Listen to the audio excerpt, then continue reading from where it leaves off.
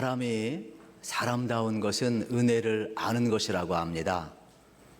그래서 동물과 사람의 차이점을 이야기할 때 은혜를 모르면 짐승 같다고 그러잖아요. 근데 은혜를 알면 여러분 바로 사람다움이 거기서 시작이 되는 겁니다. 오늘 우리 인생의 출발은요, 부모님의 은혜를 기억하고 부모님의 은혜에 감사하며 우리 인생을 출발할 수 있다라는 사실이에요. 그래서 여러분의 삶이 지금까지도 살아온 것도 하나님의 은혜지만 앞으로도 부모님을 공경하시고 부모님의 은혜를 기억하시면서 그 은혜 가운데 살아가시기를 주의 이름으로 축원합니다. 부모님 앞에 효도하는 것은 아무리 강조해도 지나치지 않는다고 합니다. 그래서 우리 기독교는 특별히 효를 강조하고 있음을 우리가 다시 한번 확인을 하게 되는 것입니다. 여러분, 이 성경 속에 어머님의 가장 그 극진한 사랑을 우리에게 보여주는 내용이 오늘 본문이에요. 그 주인공의 이름은 나오미예요. 오래전에 이스라엘 땅에 나오미라는 여인이 살았는데 엘리멜렉과 결혼했어요. 그런데 결혼을 해서 두 자녀를 낳았는데 베들레헴에 흉년이 들어요. 먹고 살 수 없어가지고 그는 옆에 이방 땅으로 가요. 모압 땅으로 갔다 그랬어요. 오늘날로 이야기하면 요르단이 되겠습니다. 요르단에 가서 이제 자녀가 장성을 하는 가운데에 결혼을 시켜요. 그래서 이방 여인을 며느리로 맞이하는데 얼마나 참 안타깝게도 성경에 보면 갑자기 남편이 급사를 해요. 이유를 모르겠어요. 그리고 얼마 안 있다가 말년과 기른 두 아들이 죽어버려요. 그러니까 누구만 남아요? 나오미하고 두 며느리만 남은 거예요. 그것도 이방 땅에서. 여러분, 얼마나 여러분 안타깝습니까? 비극적인 삶이잖아요.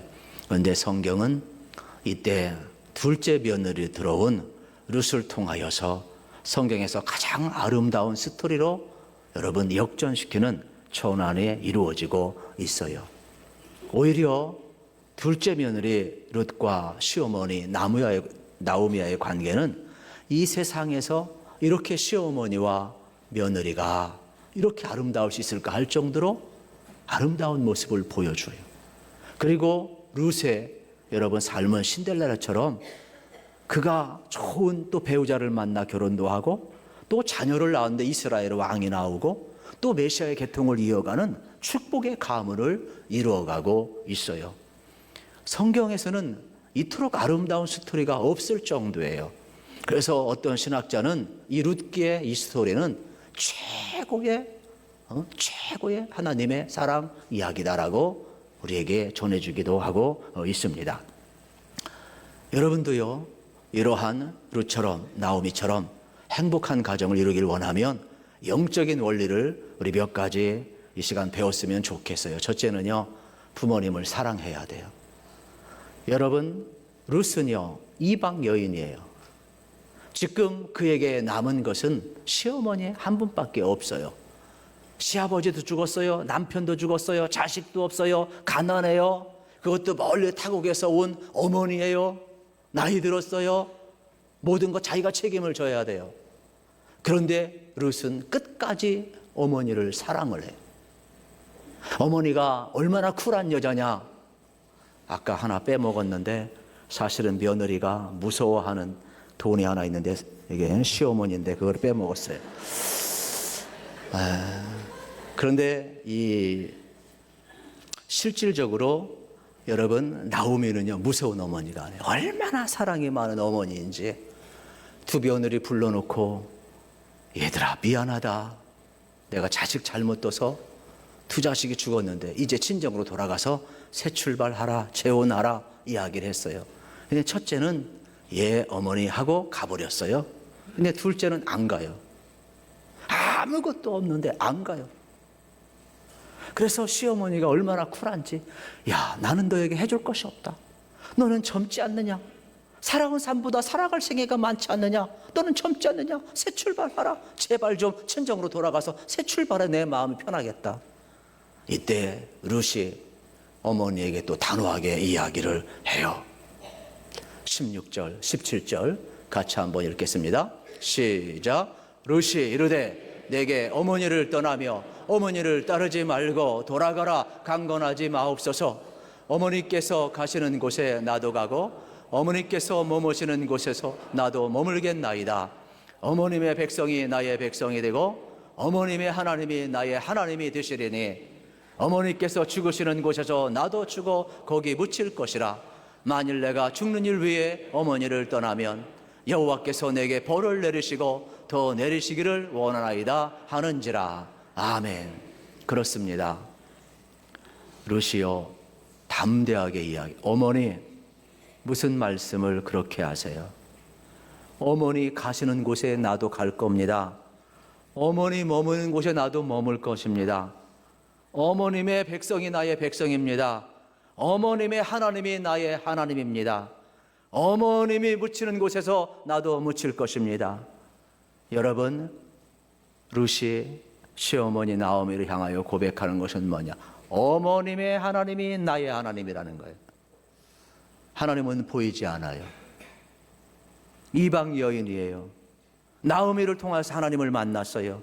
그렇다면 여러분, 룻은 뭐예요? 어머님의 하나님이 나의 하나님이란 말은 어머님은 내가 하나님처럼 믿고 따를 뿐입니다. 나는 하나님 떠날 수 없습니다. 나는 어머님을 떠날 수 없습니다. 이 고백이에요. 그러니까 우리 부모님은 어떠한 존재냐? 하나님의 대리자예요. 그래서 히브리적 개념에서는 부모님은 하나님의 대리자로서 우리에게 하나님을 대신하는 분이 부모님이 되겠습니다. 그만큼 룻은 부모님을 귀하게 여기고 사랑했다라는 사실이 되겠습니다. 자식이 없는 사람은 있어도 어머니 없이 태어난 사람은 없다라는 사실입니다. 모든 훌륭한 사람 배후에는 항상 어머니가 있어요. 여러분, 예수님에게도 마리아 육신의 어머니가 있었잖아요. 야고보 요한에게도 예수님 앞에 와서 영의정 좌의정 시켜달라고 할 정도로 극성을 부린 여러분 어머니가 있었잖아요. 실질적으로 마가 요한 같은 경우 마가 다락방을 내어둘 정도로 주님 앞에 헌신했던 여러분 어머니가 있었어요.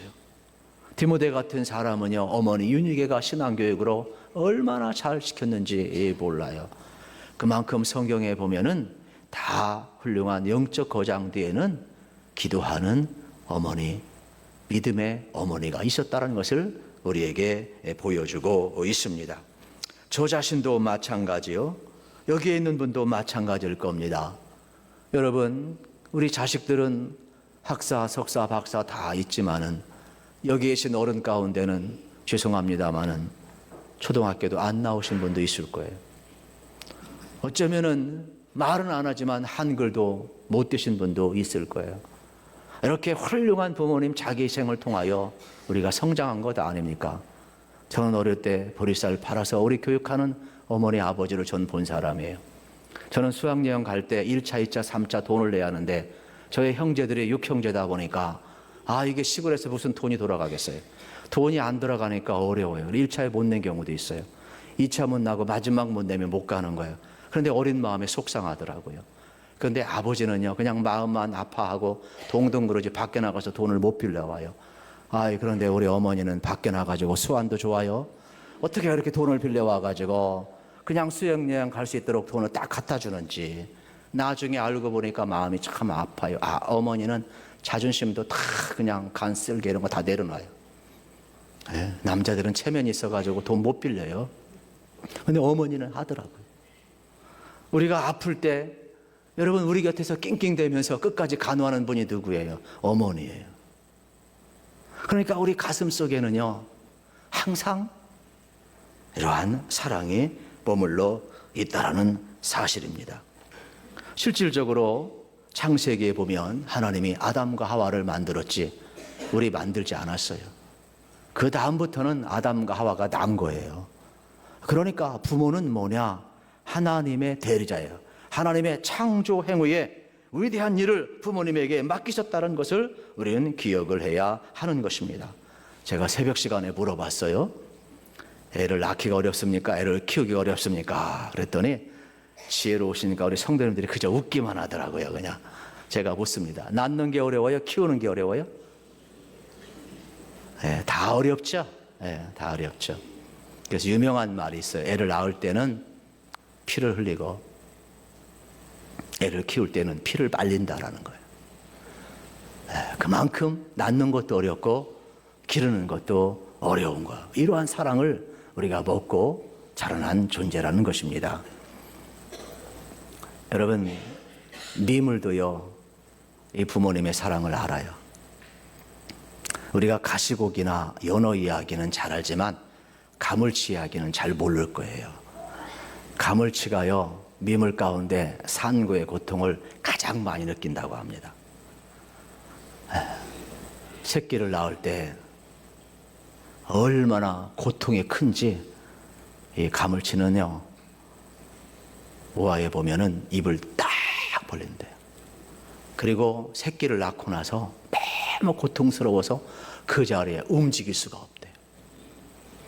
입을 딱 벌리고 움직일 수 없고 뭐 먹을 수도 없고 얼마나 고통스러운지 입을 딱 벌리고 있다라는 거예요.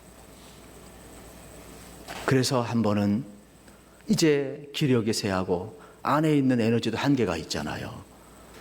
거의 이제 숨을 거둬야 될 순간 자녀들이 일렬로 쭉 서서 입을 벌리고 있는 그 어머니 뱃속에 하나둘씩 들어가서 어머니의 기력을 채웠다라는 여러분 스토리도 있어요. 한낱 미물도요, 산괴 고통을 겪은 그 어머니 사랑을 알아서 효도할 줄 알아요. 하물며 우리 인간이 여러분 부모의 사랑을 알면 어찌 효도를 안 하겠어요. 모르니까 그래요. 모르니까. 요즘은 정보가 다 공개되잖아요. 우리나라 유교에 참전했던 한 장교가 회고록을 썼어요. 그 회고록에 보면 참 가슴 아픈 내용이 하나 나와요. 그게 뭐냐, 피난길에 갑자기 비행기가 나타나서 윙 하고 그냥 피난 행렬의 비행기가 총을 막 난사했다라는 거예요. 그래서요, 길거리에 수많은 사람이 죽어져 갔는데 다른 사람들은 산으로 도망가든지 길바닥에 엎드린 것이 아니라 바로 옆에 논두렁이 확 쳐들박혀서 엎어져 가지고 사는데, 유독 이리도 못하고 저리도 못하는 게 누구냐? 아이를 업고 가는 엄마래요. 아이를 데리고 가는 엄마래요. 할 수 없이 여러 가지 행동이 더디니까 비행기가 윙 하고 그냥 난사를 해버리면 그냥 어머니는 할 수 없이 등에 업던 아기를 가슴에 안고 길바닥에 엎어진다는 거예요. 그러면 그 총알이 어머니 등을 뚫고 가슴에 있는 아기까지 뚫고 들어가는 거예요. 그래서 길바닥에 수많은 어머니와 아이들이, 그렇게 많은 시체가 많았다는 거예요. 그리고 덜어는 어머니의 가슴까지 뚫지만 가슴에 있는 아이까지 뚫지 않아서 아이가 살아나서 길바닥에서 죽은 어머니를 보면서 막 울고 있는 그 모습이 자기 생애 끝으로 가슴 아프다라는 거예요. 그래서 한국전에 참여했던 그러한 회고록을 썼어요. 여러분, 이게 부모님 같아요. 나는 죽어도 자식이 살 수 있다면 희생하는 게 바로 부모 아니겠는가 생각을 해보게 되는 것입니다. 우리는 이러한 엄청난 사랑을 받고 살았다는 사실이에요. 실질적으로 예수님도 십자가에 달릴 때 모두 떠났어요. 모두 다 부인하도 나는 떠나지 않겠던 베드로도 3번씩이나 부인하고 못 따라갔어. 멀찍이 따라갔어. 그런데 마리아는 끝까지 십자가 곁에 있었다는 사실은, 여러분, 오늘 우리 가슴 속에 계속해서 살아있는 이름, 바로 부모님, 특별히 어머님이라는 이름이 되겠습니다. 저는 어머님의 은혜를 생각할 때마다 많은 생각이 나요. 우리는 어버이 은혜 낳으실 때 괴로움 다 잊으시고, 기르실 때 밤낮을 애쓰는 마음, 진자리 마른 자리 갈아내시며 순발이 닿도록 고생하시네. 하늘 아래 그 무엇이 넓다 하리요 어버이의 희생은 가히 없어라. 이러한 노래를 기억하잖아요. 저는 어릴 때, 오늘 어버이 주일 설교를 하면서 어릴 때 생각이 났어요. 제가 교회 학교에서 이 어버이 은혜를 우리는 이렇게 배웠거든요. 높고 높은 하늘이라 말들아 하지만 나는 높은 게 또 하나 있지. 낳으시고 기르시는 어머님은 높은 하늘 그보다도 높은 것 같아. 이러한 노래를 제가 어릴 때 불렀어요. 이 노래를요 하도 부르니까 한 번은 초등학교 조회 시간에 담임 선생님이 아마 교회 다녔나 봐요. 정혜호 나와봐. 예, 조회 시간에 교장 선생님한테 이야기해가지고 어버이날 제가 이 노래를 불렀어요. 예, 그래도 박수를 많이 받았는데 우리 교회는 박수가 안 나와요. 여러분, 제가 뭐 박수 받자고 이 노래 부른 건 아니고요. 오해하지 마세요. 설교하다 보면 긴장돼가지고 음정도 잘 안 잡혀요. 그래도 제 가슴 속에 항상 있기 때문에 그냥 터져 나오는 거예요. 여러분, 우리 부모님들은요 사실 하나님의 대리자예요. 우리가 받은 사랑은요 측량할 수가 없어요. 우리는 아무리 강조해도 자식 없는 부모는 있어도 부모 없는 자식은 이 땅에 없는 거예요. 그만큼 부모님이 우리에게 잘했건 못했건 부모님 계신 그 자체만으로도 우리는 마땅히 공경하고 사랑하고 우리는 효도를 해야 된다는 사실이에요. 그래서 성경은 이야기해요. 부모를 공경하라고, 사랑할 뿐만 아니라 공경하라고. 에베소서 여러분 6장 2절 말씀해 보면 내 아버지와 어머니를 공경하라. 이것은 약속 있는 첫 계명이니 내가 땅에서 잘되고 장수하라는 축복을 약속하고 있어요. 보통 여러분 사람에게는 순종하라는 말을 써요. 그리고 하나님에게는 공경하라는 말을 써요. 공경은 하나님 앞에 예배할 때 쓰는 단어예요. 그런데 유독 예외적인 단어가 있어요. 뭐냐? 부모를 공경하라 할 때 이 예외적인 단어, 하나님 공경하듯이 부모 공경하라는 단어를 쓰고 있다는 사실이에요. 물론 공경 속에는 순종이 다 포함되어 있어요. 그럼에도 불구하고 이렇게 하나님을 대하듯이 하나님의 대리자로서 여러분 부모님을 효도해야 된다는 것입니다. 그만큼 오늘 공경은 허리를 굽혀 절한다, 머리를 숙여 굴복한다는 뜻이 있습니다. 저는 여러분들이 하나님의 대리자, 부모님 앞에 효도할 수 있기를 주의 이름으로 축원합니다. 여기 룻은 아무것도 갖지 않았지만 어머니라는 그 하나 이름 때문에, 내 남편과 연결시었던 그 하나의 끈 때문에, 아무런 소망이 없지만 내가 받을 것 없지만 나오미를 사랑했고 공경했다는 사실에 하나님은 어려움 가운데에도 효도했던 이 룻을 하나님은 들어쓰셔서 위대하게 보아스를 만나게 하고 위대하게 메시아의 가문을 이어가고 이스라엘 왕이 대동되는 위대한 축복의 통로로 이방 여인을 사용하고 있다는 사실이에요. 그만큼 효도는요 복의 통로라는 것을 우리에게 가르쳐주고 있습니다. 저는 여러분들이 정말 오늘날 이 룻처럼 효도하려면 여러분 많은 것이 있지만은 정신적으로도 효도해야겠죠. 마음을 알아줘야 되겠죠. 또 물질적으로도 우리가 효도해야 되겠죠. 말만 해서야 되겠어요? 우리 인생길 걸어가면서 여러분의 삶의 자리가 가장 효도할 자리가 되어야 되는데 최고의 효도는 뭐냐? 우리 부모님들 예수 믿게 해서 천국 가게 하는 것. 육신적으로 잘하는 것은 육신 여기서 끝나지만은 여러분 영적으로 하나님 믿고 구원받아서 천국 가게 되면 얼마나 좋겠어요. 저는 오늘 여러분 말씀을 들으시 혹시 아직도 믿음을 갖지 않은 우리 부모님이 계시다면 잘 효도하시고 정신적으로 물질적으로 마음적으로 여러분 또 찾아뵙고 효도하시고 또 복음을 잘 전하셔서 꼭 예수님 영접하고 천국 백성 갈 수 있도록 영생의 복을 받으기를 주의 이름으로 축원합니다. 이 일을 위해서 우리가 힘을 써야 된다는 거예요. 노인들은요 나이 들수록요 신앙심이 깊어져요. 노인들은요 나이 들수록 종교성을 갖고 싶어요.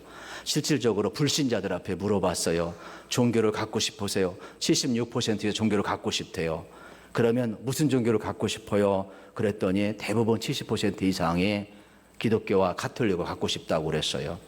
성경에 보게 되면은요, 전도서 3장 11절에 보면 하나님이 모든 것을 지으실 때에 때를 따라 아름답게 하셨고 또 사람들에게 영원을 사모하는 마음을 주셨다 그랬어요. 영원을 사모하는 마음을 주셨다 그랬어요. 그러니까 두려워할 필요 없어요. 나이 드신 어른들도요, 하나님께서 다 영원을 사는 마음을 주셨기 때문에 이제 삶을 아름답게 마감하기 위해서라도 우리는 복음을 전해서 반드시 예수님 믿고 영생의 복음을 여러분 듣게 하고 구원받게 해야 된다는 사실이에요. 사실 오늘날 우리 일생에 있어서 부모님 예수 믿게 하는 것보다 여러분 최고의 효도는 없다는 사실을 다시 한번 꼭 기억하시고, 그래서 부모 사랑하시고 공경하시고 예수 잘 믿게 하시기를 축복합니다. 마지막으로 우리 부모님들도요, 우리도 마찬가지인데 스스로 행복한 길 가셔야 돼요.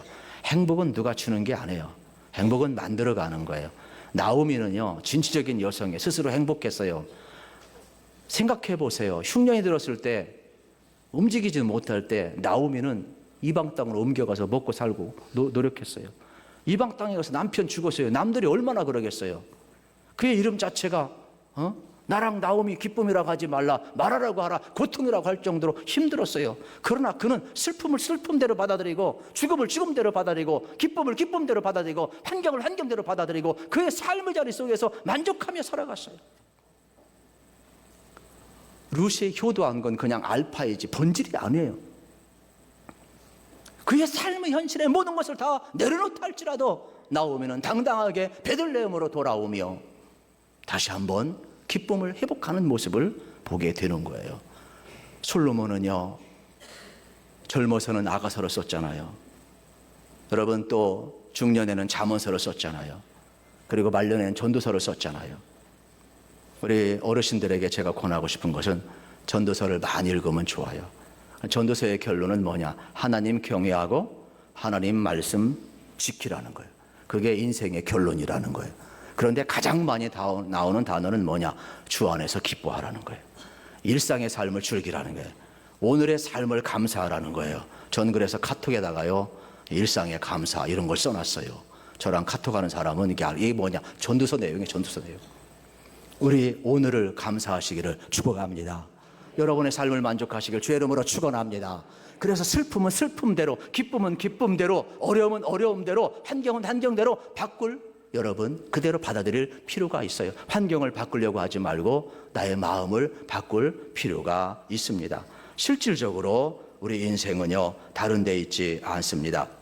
여러분의 삶의 자리가 여러분 참으로 노하는 젊음을 잃어버리는 것이 아니라 새로운 세계로 들어가는 것이라는 말이 있지 않습니까? 히브리어로 노인은 자켄이라는 단어인데 이건 세 가지의 의미가 있어요. 하나는요, 수염이라는 의미가 있고 하나는 성숙하는 의미가 있어요.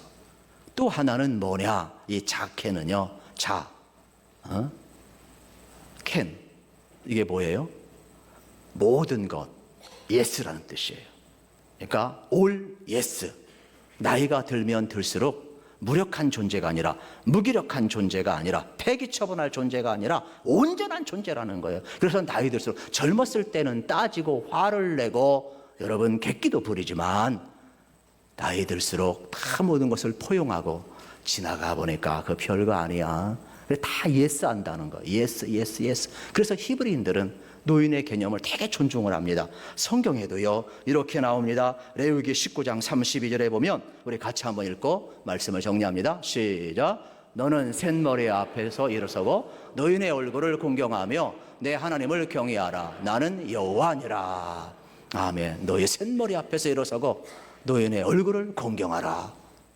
내 하나님 여호와를 경외하는 것이니라 그랬어요. 그만큼 여러분 백발은 영어의 면류가 아니고 우리가 어른들을 공경하는 것은 너무나 자연스러운 일이 되겠습니다. 사무엘 울면은 청춘이라는 것에서 이렇게 이야기합니다. 청춘이란 인생의 어느 기간을 말하는 것이 아니라 마음의 상태를 말하는 것이다. 세월을 거듭하는 것만으로 사람은 늙지 않는다. 그 마음의 꿈과 이상을 이룰 때 늙는 것이다. 피부가 늙어서 노인이 되는 것이 아니라 정열을 사라질 때 노인이 되는 것이다. 사람의 늙고 젊음은 그 마음의 태도에 달려있다. 사람은 신념을 가질 때 젊고 의심을 가질 때 늙는다. 사람은 자신을 가질 때 젊어지고 두려움에 사로잡힐 때 늙는다. 사람은 희망이 있을 때 젊어지고 절망이 있을 때 늙게 된다라고 이야기했습니다. 여러분 안에 예수님이 계십니다. 할렐루야. 우리 안에 예수님의 생명이 계신 줄로 믿습니다. 그러므로 예수의 생명으로 충만하셔서 세월이 흘러갈수록 더욱더 여러분 하늘의 소망이 더욱더 이어지고 또 지금까지 살아온 생애보다도 앞으로 살아갈 생애가 적은 분들이 있을 것입니다. 시작도 아름답지만 마무리도 아름다워야 합니다. 저는 그래서 우리 어르신들이 아름답게 여러분 나이 먹어가는 모습을 보면 참 부럽고 나도 저렇게 어른들처럼 이렇게 나이 먹었으면 좋겠다 하는 마음을 저는 솔직히 갖고 있습니다. 우리 자녀들도 마찬가지죠. 주 안에서 부모님을 공경하고 사랑하시고 정신적으로나 물질적으로나 영적으로 효도하셔서 땅에서도 잘 되고 장수의 복을 받으시고 형통의 복을 받으시기를 주의 이름으로 축원합니다.